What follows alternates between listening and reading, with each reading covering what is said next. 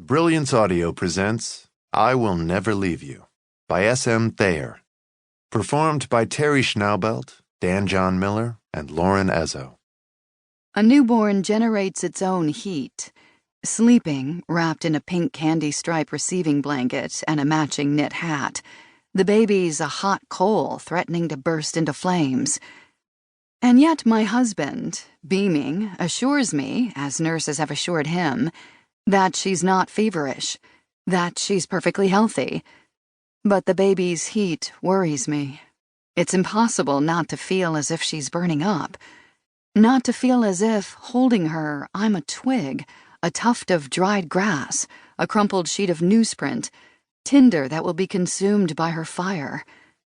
She's a forest fire, a conflagration waiting to happen, and there's nothing my money can do to tamp the destruction this baby's going to cause in my life.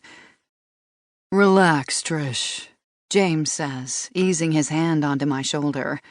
His voice is calm, soothing, and bursting with confidence.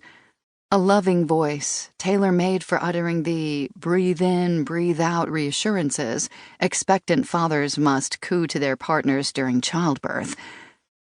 Workmanlike and responsible, he has read the essential baby manuals, streamed the important YouTube videos, subscribed to the necessary magazines, and can mansplain away the natural anxieties of ushering a new life into this world. Babies can sense tension, and it does them no good psychologically and emotionally if their first hours are filled with distress. The baby makes the faintest snoozing sounds, and yet the sound seems impossibly loud coming from such a small body. I concentrate on the inhalations and the slight wheeze when she exhales, and though it takes time to feel comfortable holding her, the soothing sounds lull me into a hopeful reverie, and suddenly I'm filled with a generosity of spirit I haven't felt in ages. It's like what I'd hoped would come during all the years we tried to conceive. It's true what they say, nothing is softer than a newborn baby. 90 minutes earlier, just after the birth, nurses washed her, but there's a newborn scent attached to her. Something amniotic and yet endearing. I've never held anything so soft and delicate, and I can see this baby is no ugly Cabbage Patch doll, but already beautiful, with a strong chin and fine eyelashes. Her eyelids are pinched tight in sleep. I can't wait for her to awaken so I can look into her eyes and determine their color. Her face is still red, her head slightly conical from her passage through the birth canal. But these imperfections will pass with time, and I can see now why women joke of wanting to eat their newborns, envisioning the buttery chins, nougat-like chewiness of their fleshy thighs, the cheeks' velvety warmth. Anne Elise weighed 7 pounds 9 ounces at birth, already a notch above average.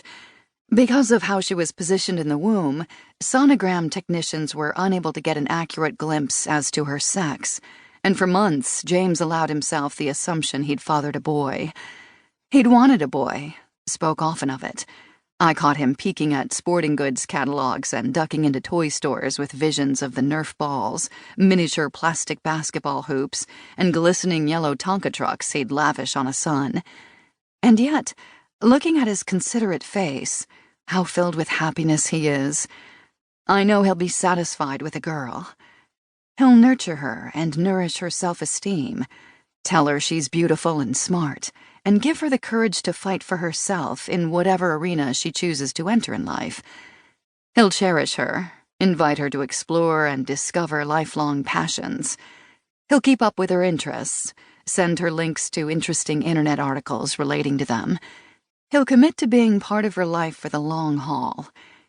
In short, I know he'll do with her everything he has failed to do with me.